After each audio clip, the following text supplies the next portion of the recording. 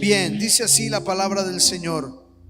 En aquellos días vino Juan el Bautista predicando en el desierto de Judea y diciendo: arrepentidos, porque el reino de los cielos se ha acercado. Pues este es aquel de quien habló el profeta Isaías cuando dijo: voz del que clama en el desierto, preparad el camino del Señor, enderezad sus sendas. Y Juan estaba vestido de pelo de camello y tenía un cinto de cuero alrededor de sus lomos, y su comida era langostas y miel silvestre.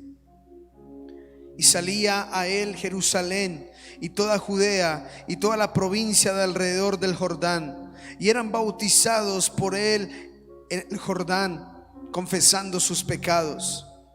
Al ver que muchos de los fariseos y de los saduceos venían a su bautismo, les decía: generación de víboras, ¿quién les enseñó a huir de la ira venidera? Haced pues frutos dignos de arrepentimiento, y no penséis decir dentro de vosotros mismos: Abraham tenemos por padre, porque yo os digo que Dios puede levantar hijos a Abraham aún de estas piedras. Y ya también el hacha está puesta a la raíz de todos los árboles. Por tanto, todo árbol que no da buen fruto es cortado y echado en el fuego. Yo a la verdad os bautizo en agua para arrepentimiento, pero el que viene tras de mí, cuyo calzado no soy digno de llevar, es más poderoso que yo. Él os bautizará en Espíritu Santo y fuego.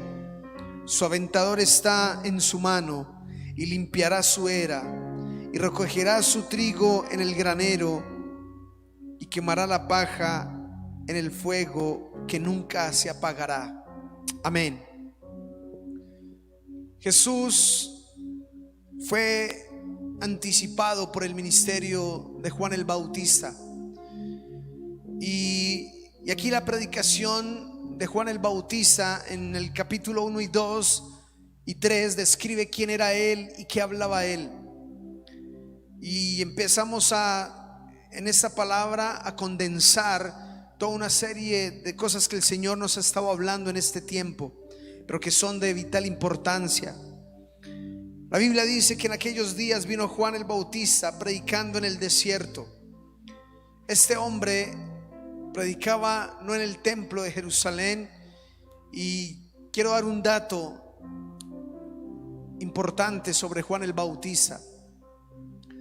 Juan el Bautista le correspondía servir y ministrar en el templo, porque él era hijo de Zacarías, porque él tenía linaje sacerdotal. Entonces su ministerio era de haberse desarrollado en el templo. Pero tremendo que este hombre renunció a esa condición, renunció a esa posición, inclusive privilegiada, para irse a ministrar en el desierto, para irse a vestir de una manera muy contraria y opuesta a como vestían los sacerdotes de aquella época, a comer de una manera muy distinta a como comían los sacerdotes del templo de ese tiempo. Entonces vemos que él empezó a manifestar diferencia, a marcar un deseo de verdad, amar y servir a Dios.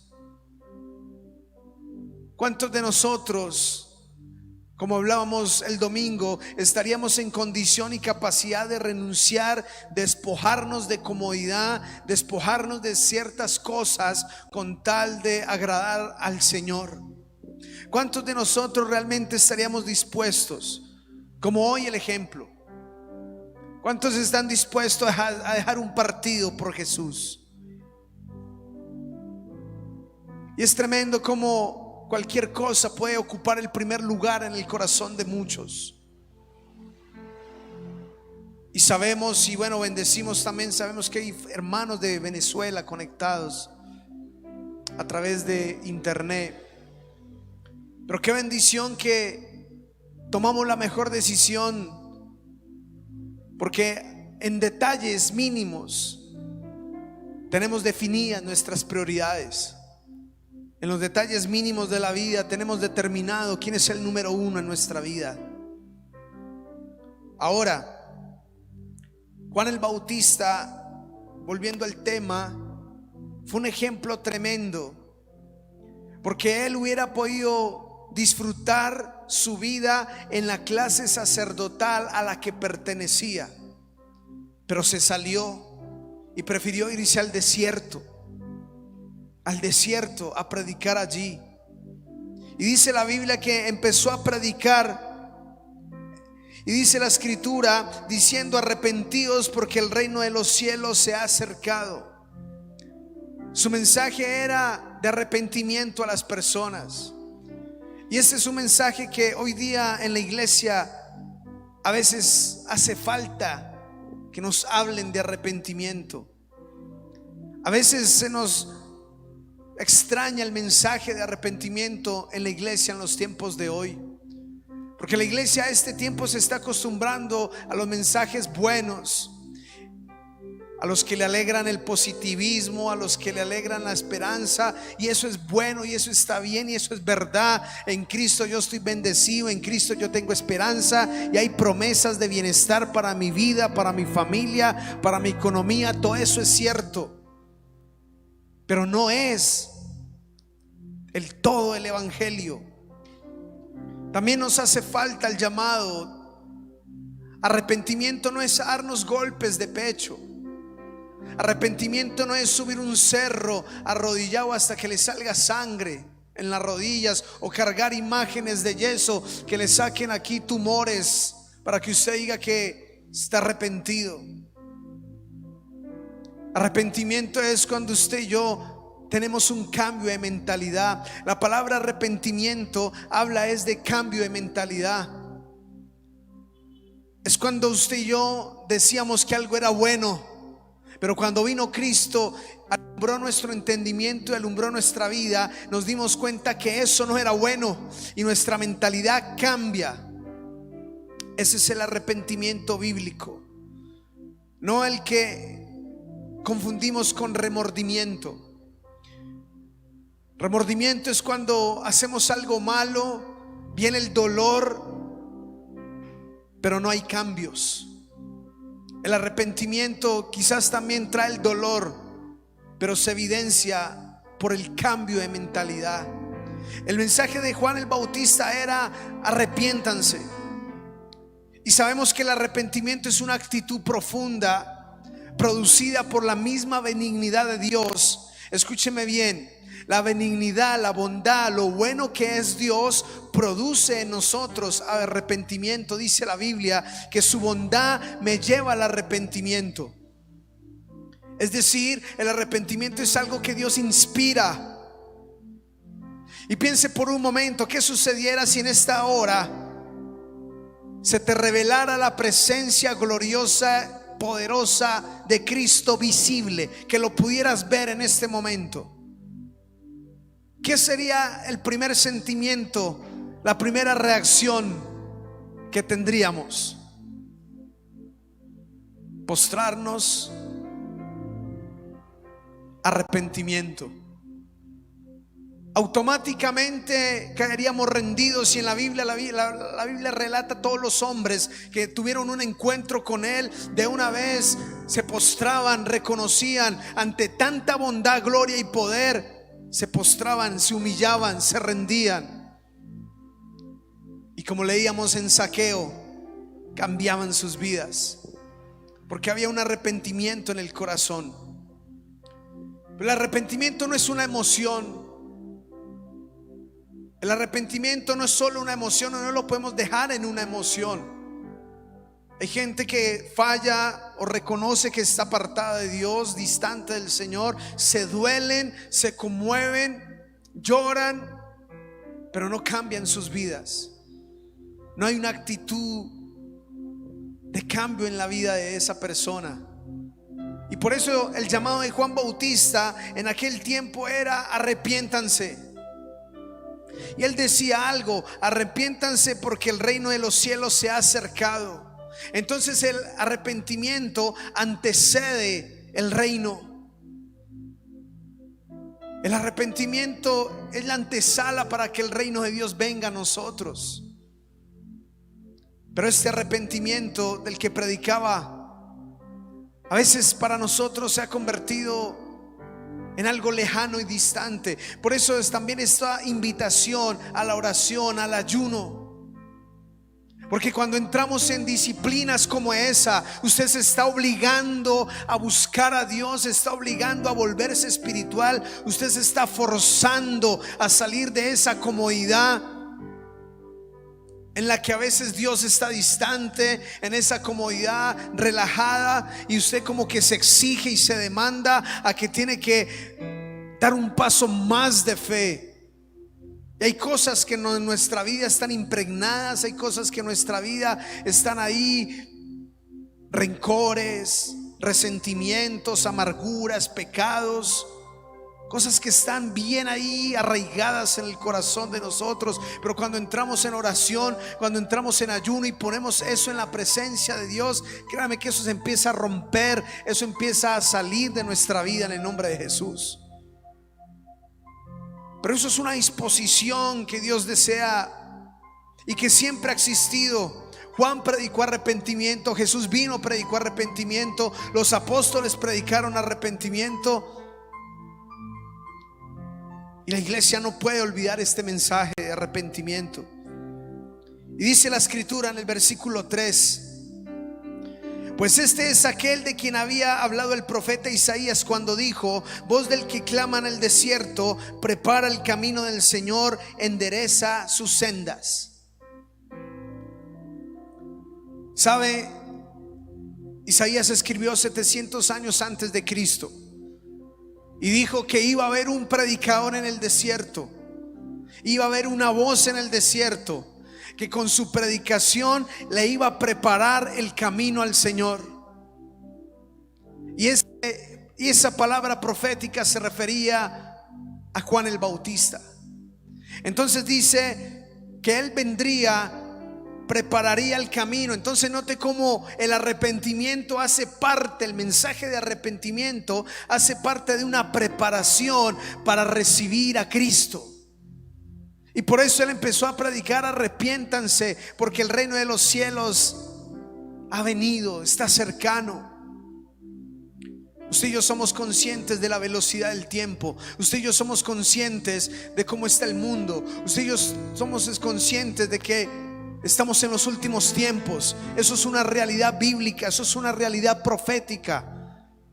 Pero la iglesia en los últimos tiempos reacciona, también cumple el mismo rol de Juan el Bautista, de predicar arrepentimiento, de prepararse para la venida de Cristo, de prepararse para la venida del Señor. Prepara el camino y endereza. Nota cómo la cadena va teniendo coherencia. Prepara el camino, arrepiéntete. El mensaje de arrepentimiento prepara el camino para que venga Cristo y enderece lo que esté torcido en tu vida. Pero a veces no tenemos la fuerza humana, a veces no tenemos la capacidad espiritual humana, y nos sucede como sucede todos los eneros, donde usted dice: este año sí, este año sí, y nos proponemos muchísimas cosas y nos proponemos muchísimos anhelos y deseos, pero ¿cuántos de esos se llevan a cabo y cuántos mueren en el intento? Y hablando de lo espiritual, es igual. ¿Cuántas veces te has propuesto tener una vida devocional, de oración, de lectura de la Biblia, de perdonar, de dejar ese hábito que te está haciendo daño, de dejar eso que no te sirve, pero no tienes la fuerza para dejarlo? A mí me confrontaba la palabra del domingo de que el joven rico se hubiera ido triste porque no pudo, por el dinero. Pero ¿cuántos están tristes porque no pueden dejar ese pecado? ¿Cuántos están tristes porque no pudieron dejar algo que tenían que dejar? Por una incapacidad humana. Pero es entendible esa incapacidad, es Es innegable esa incapacidad humana. Dios sabe que no tenemos la fuerza. Dios sabe que no tenemos el poder. Por eso Él derramó su sangre en la cruz del Calvario, para perdonarnos y limpiarnos de toda nuestra maldad, porque Él sabía que nosotros mismos nunca alcanzaríamos ese perdón. Por eso Él muere allí en la cruz, para darnos esa vida eterna, ese regalo de bendición. Pero aún así Él sabe que tampoco tendríamos la fuerza humana para transformar, para cambiar, para ser distintos. Por eso el Señor viene y nos limpia con su preciosa sangre todos nuestros pecados. Pero es tan bueno que nos deja al Espíritu Santo aquí en la tierra, para que por medio del poder de su presencia, el poder de su gloria, lo que es imposible para los hombres sea posible por el poder de su presencia en nuestro corazón. Ese es el trabajo del Espíritu Santo. Él sabe. Entonces Él sabe que no podemos. Entonces Él sabe que por más que tú quieras perdonar en tus fuerzas, no vas a perdonar. Él sabe que por más que tú quieras dejar ese vicio, en tus fuerzas no lo vas a dejar. Gracias. Él lo sabe. Él sabe eso. Pero entonces nos da el Espíritu Santo de Dios, y a través de esa conexión, a través de esa presencia, ahí sí somos capaces. Y Pablo lo dijo: todo lo puedo en Cristo, porque Él me fortalece. Viene el Espíritu Santo y nos empodera, nos da fuerza, y lo que era imposible para nosotros se hace posible por la gracia de Cristo Jesús. Por eso, hermano, yo te invito a tomar en serio este llamado, a decir: Señor, quizá no he podido dejar esto, no he podido dejar aquello, pero es tiempo, es una oportunidad de decir: Señor, voy a meterme en este tiempo de oración, de búsqueda, de ayuno, y algo tiene que pasar, algo poderoso tiene que ocurrir, porque Dios no es hombre para mentir, ni hijo de hombre para arrepentirse. Él dijo: buscadme y viviréis. Y estoy convencido de que el que lo busca halla, dice la Escritura. Así que, hermano, yo te animo. La palabra de Dios habla de esta preparación. Juan Bautista renunció a su sacerdocio para servir a Dios en el desierto. Versículo 4 dice: y Juan estaba vestido de pelo de camello y tenía un cinto de cuero alrededor de sus lomos, y su comida eran langostas y miel silvestre. Renunció a una posición por asumir un ministerio en el desierto, pero con el fin de agradar a Dios. Y esto es un reto, y esto es un desafío grande. Dice la Escritura, versículo 5: y salía a él Jerusalén y toda Judea y de la provincia alrededor del Jordán. Imagínense, para que me entienda, puso la iglesia en el desierto. Ya llegaba la gente a oír la palabra. Predicaba en el desierto y la gente iba hasta allá a escucharlo. Tenía un mensaje de parte de Dios especial. Y eran bautizados porque confesaban sus pecados, dice la Biblia, y se bautizaban para arrepentimiento. Y el 7 dice: y al ver que muchos de los fariseos y los saduceos venían a su bautismo, les decía: generación de víboras, ¿quién os enseñó a huir de la ira venidera? ¿Qué sucede si yo le digo hoy a usted que usted es una víbora? Usted no vuelve. Si yo le digo víbora a usted, el que está conectado, ¡pum!, cambia de una vez, se sale. Me dijo víbora. Se nota que Juan Bautista no buscaba seguidores ni likes, porque créame, lo único que hacía era predicar el reino, predicar la palabra, predicar a Cristo. Y era un mensaje tremendo de arrepentimiento, de cambio. ¿Y sabe qué? Vinieron fariseos y saduceos y los recibió diciendo: generación de víboras. Lo que yo le decía a usted el domingo. Porque es más peligroso Cuando la persona cree que ya no necesita, que ya alcanzó, que ya lo tiene todo. El fariseo y el saduceo creían que estaban completos ya en su bajo su propio criterio. Pensaban que ya. Pero el Señor y Jesús también fue durísimo. De hecho, usted nunca escucha a Jesús diciendo cosas tan fuertes como se la dijo a los fariseos. Les dijo sepulcros blanqueados, les dijo hipócritas. Fue fuerte con ellos. ¿Sabe por qué? Por su actitud de sobrados, por su actitud de autosuficiencia, por su actitud religiosa de que ya habían comprado el cielo. Y eso al Señor le ofende, le irrita. Por eso Él está con el contrito espíritu y el humillado espíritu, porque ese es el que reconoce la necesidad. Ese es el que dice: Señor, te necesito, Señor, ayúdame. Y ahí es donde Él viene y se glorifica, no el que piensa que ya. Y sabe, lo recibía de una manera fuerte. Y dice el versículo 8: haced pues frutos dignos de arrepentimiento. Quiero decirle en esta noche algo. El evangelio es un llamado a dar frutos dignos. Escuche esa palabra, digno de arrepentimiento. Es decir, el evangelio dignifica por los frutos y las evidencias, su esencia. Lo que realmente vale en la vida cristiana es ese fruto digno de arrepentimiento. Y yo pienso que usted y yo alguna vez nos hemos encontrado un mal cristiano. ¿Y qué sucede cuando vemos malos cristianos? Cuando estábamos sin Cristo, cuando estábamos sin el Señor y veíamos una persona hablarnos de Dios, pero su conducta no iba de acuerdo a eso. Eso usted no lo acercaba a Dios. ¿Qué más? ¿Qué producía en nosotros? Escepticismo, desconfianza. Y por el contrario, como que más me alejo. No era atraído por eso.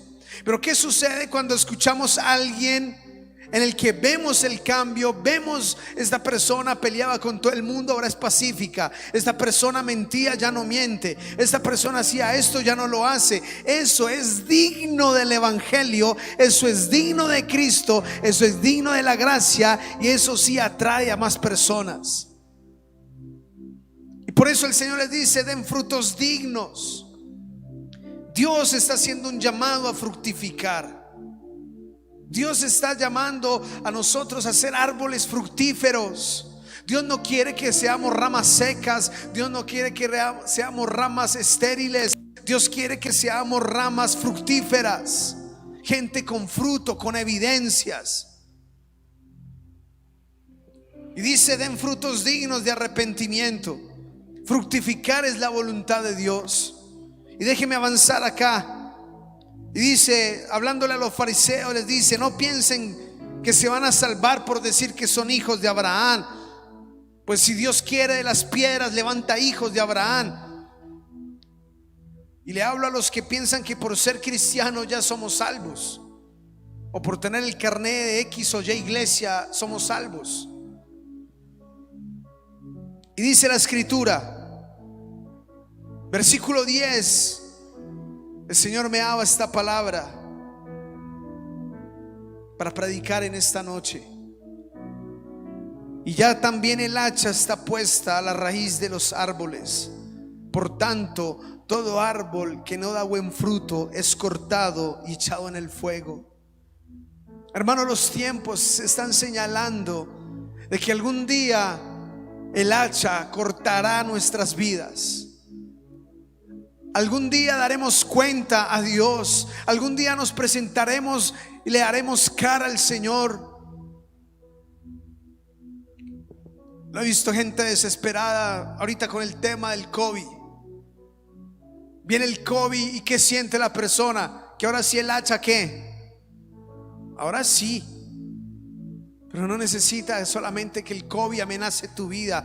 Entra en reflexión y decir: bueno, ¿qué pasa si hoy muriera? Y es un sistema de evangelismo que muchas veces usamos. Si murieras hoy, ¿irías al cielo, sí o no? Una pregunta: si muriera hoy, A nadie le gusta pensar en la muerte, y menos cuando se es joven. Piensas que tienes toda la vida por delante y garantizada la vida. Pero sabemos que no es verdad. Sabemos que no es cierto. Pero dice la palabra: el hacha está puesta a la raíz de todo árbol. Es decir, ninguno se va a quedar exento de eso. Entonces dice la palabra del Señor que todo árbol que no da buen fruto será cortado y echado en el fuego. Yo no quiero quedar mal delante del Señor cuando mire mi vida y no haya fruto, no haya cambios, no haya frutos dignos de arrepentimiento. Dios quiere que demos fruto. Por eso este tema es importante, iglesia. Déjenme mostrar dos versículos para terminar. Juan 15:8. Evangelio de San Juan, capítulo 15, versículo 8. Dice: en esto es glorificado mi Padre, en que llevéis mucho fruto y seáis así mis discípulos. ¿Qué glorifica al Padre? ¿Cuál es la gloria del Padre? Que sus hijos lleven fruto. ¿Cuál es el orgullo de los padres terrenales? Yo no sé si usted ha visto fotos de los padres cuando sus hijos se gradúan del bachillerato, de la universidad, de un posgrado, de una especialización. Mírenle la cara a los papás que posan al lado de esos hijos. Es la gloria de ese papá ver el fruto de su hijo. Se siente contento de los logros de su hijo, y es la gloria, es lo que le enorgullece. Pero obviamente el orgullo sería malinterpretado, pero entiéndalo como gloria, como lo que hace sentir plena a esa persona. Bueno, Dios dice que a Él le llena, le complace es ver tu vida, ver mi vida llena de fruto, y que sea discípulo de Él. Y el fruto es la evidencia, el fruto es la prueba. Así que, iglesia, esto es serio, este llamado a fructificar. A veces quisiéramos que nuestras vidas se resolvieran de manera mágica, y esa es la tendencia, y eso es lo que el mundo ofrece. Y estamos en un tiempo de desaceleramiento donde todo se ofrece instantáneo y rápido, y la gente quiere evadir procesos. Dígame si a usted no le ha interesado el curso Habla Inglés en 3 meses, durmiendo. Y sí, ese me gusta, ese me gusta, porque va de procesos, porque corta procesos.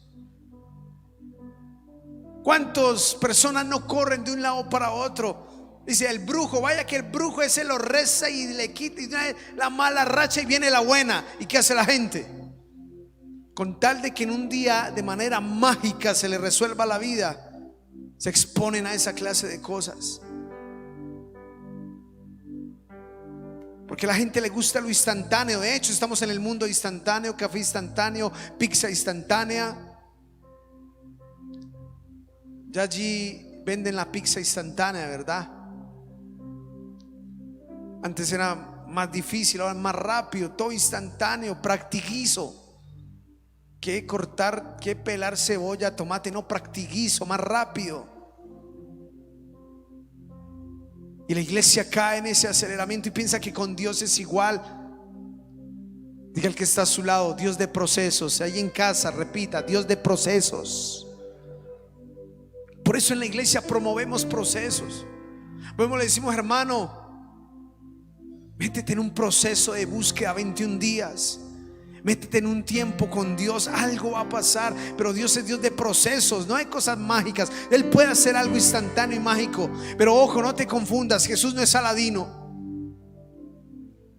No, Jesús es tu Padre, tu Señor, tu Dios, y desea lo mejor para tu vida, y desea ver fruto en tu vida, desea verte lleno, pleno, y del fruto del Espíritu Santo en tu corazón y en tu vida. Pero Él está llamando a esto.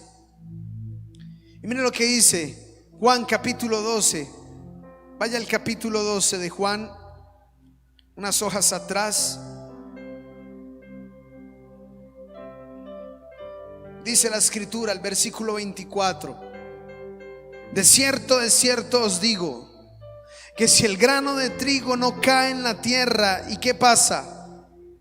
Y muere, queda solo, pero si muere, lleva mucho fruto. El que ama su vida la perderá, y el que aborrece su vida en este mundo para vida eterna la guardará. Si alguno me sirve, sígame. Donde estuvieren, allí también estará mi servidor. Y si alguno me sirviere, mi Padre le honrará. Si el grano de trigo, dice el Señor, no cae el grano de trigo no cae en la tierra y muere, dice, no lleva fruto, pero si muere, lleva muchísimo fruto. ¿Sabe, hermano? Ese es un secreto espiritual.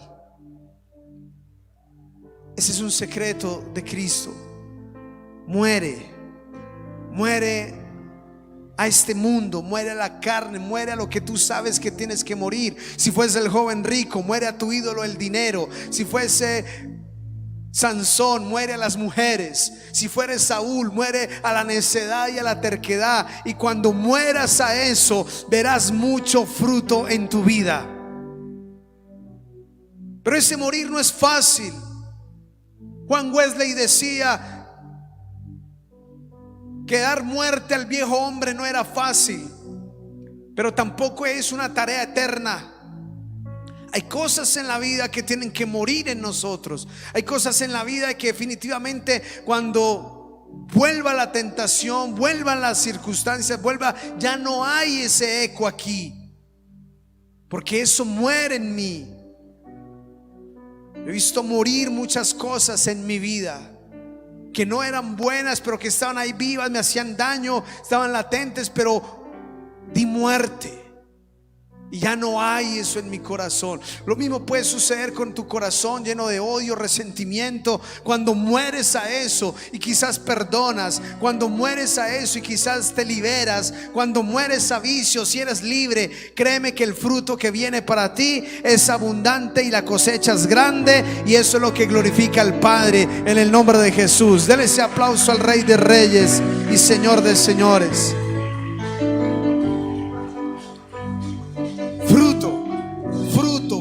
Fruto. Anhelemos el fruto buscándolo, anhelemos el fruto rindiéndonos, humillándonos.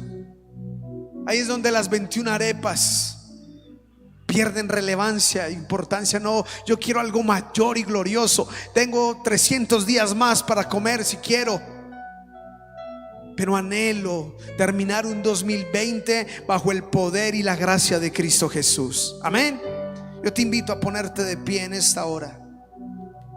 Quiero orar por tu vida. Quiero orar para que entiendas este llamado de Dios. Quiero orar para que entiendas qué es arrepentimiento, qué es buscar la presencia de Dios, qué es buscar el fruto del Espíritu en tu vida, qué es morir a nosotros mismos. Vuelvo y te digo, si Dios le dijera al joven rico, muere al dinero, Sansón muere a las mujeres, Saúl muere a la terquedad, a la necedad, a la obstinación, Judas muere a la avaricia. A cada quien muere a lo que tienes que morir. Le decía hoy a alguien, vi un programa de televisión colombiano. El titular decía "Cargando con mis demonios", se llamaba el titular. Y fue de un hombre que golpeaba a su esposa aquí en Colombia, la maltrataba, pero se fueron para Canadá y le prometió que allá cambiaría, y allá la mató. Cargando con mis demonios se llamaba. Yo me quedé pensando, yo no diría mis, porque nada del infierno es mío. Lo del cielo sí, por herencia en el nombre de Jesús. Así que nunca iría mis, no. Pero estoy seguro de que cada uno de nosotros tiene una lucha personal con el infierno. Cada uno de nosotros tiene una confrontación directa con el pecado. Cada uno de nosotros tiene su propia batalla. Y ahí es donde necesitas el poder, la presencia y la gloria de Dios en tu vida. Ahí es donde necesitas apartarte, buscarte, disponer tu corazón en el nombre de Jesús. Yo te invito a que cierres tus ojos en esta hora, aún ahí en casa.